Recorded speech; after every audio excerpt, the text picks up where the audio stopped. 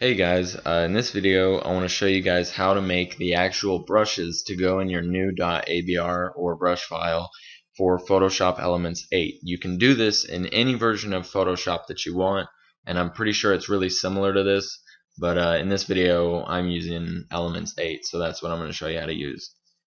There are some limitations on this, like you can't go above 8 inches by 8 inches in a 300 ppi or pixels per inch I guess document, and so we're gonna have to do that. And also you will have to delete the white background, but I'll show you how to do that. It's real simple, so that it doesn't all merge together.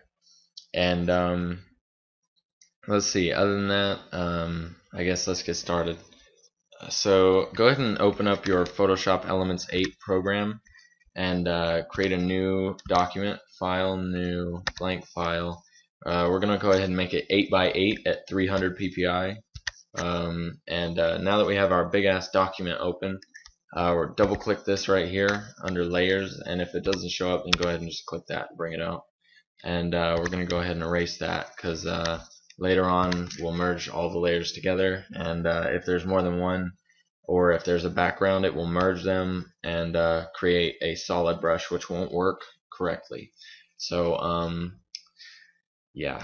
so now let's go ahead and select our gradient tool, and right now I'm going to be showing you guys how to do a radial gradient, or this circle one here. You can also do like diagonal, vertical, horizontal, or diamond, but right now I'm just using a radial. The reason that I'm doing this is because Photoshop Elements doesn't really allow the action from the bigger brother Photoshop Full program to do what is known as constructive opacity fading. All it allows is destructive opacity fading, and y'all probably know exactly what I'm talking about, where you can't fade one image into another. You have to literally erase it. So we're just going to go ahead and I'm going to show you how to fake it, so that you can fade them like either diamond or diagonal, whatever you want to do, and it should look real nice when we're done. So let's go ahead and select that, and then come over here and select our actual gradient. If it comes up with default presets, then you're good, you're set, and if not, go ahead and click more and go down to default and click it.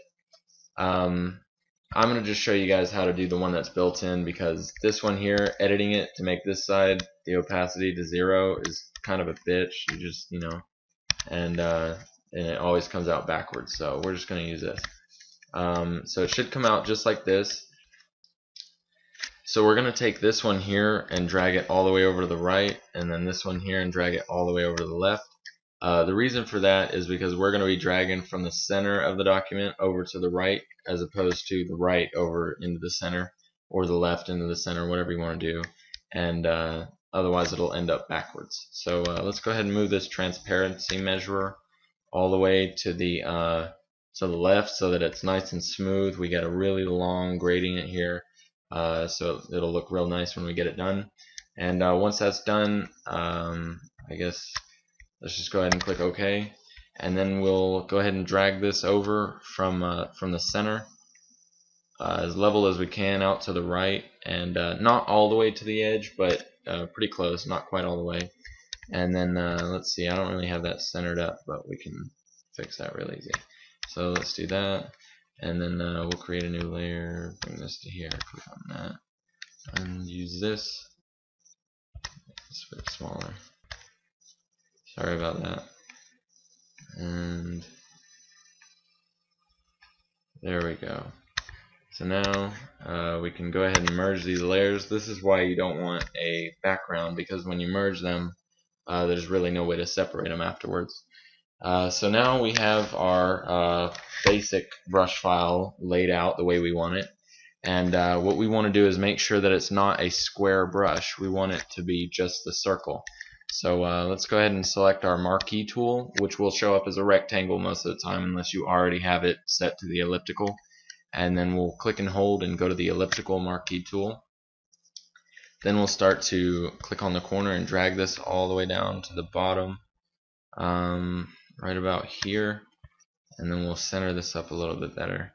If it's not perfectly centered, don't worry about it. It's gonna be cut off later anyways, so it doesn't matter. Go ahead and right click that and click cut, and then let's get rid of this background layer.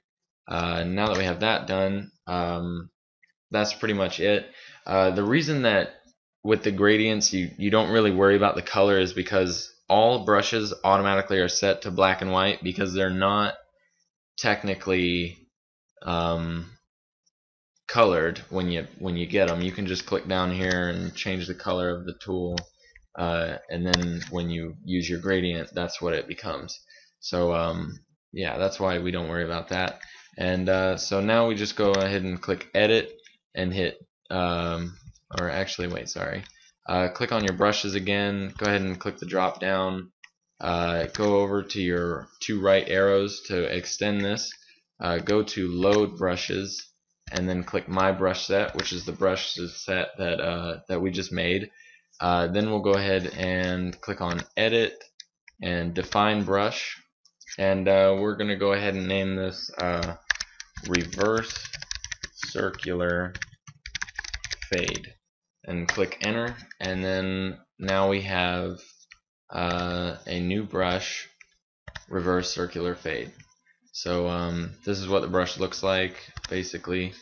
Let's see, Control Z, and let's go ahead and erase this, and now I'll show you guys exactly what it looks like. Under brush you click and it would look like this. You can use it to make magnifying glasses and stuff if you want, or let's see, Control Z, let's say I had a picture of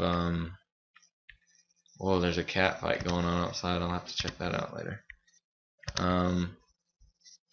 Let's see, then you just click on the eraser tool and use it, and whoops, sorry, I had the wrong brush selected.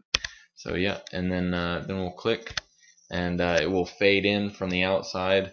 You can change the gradient to make it more, I guess, stronger towards the middle. I would, because that's kind of clear. But anyways, yeah, you can set that up. And yeah, so I hope you guys enjoyed this tutorial. That's how you make your own brush, and I'll see you next time.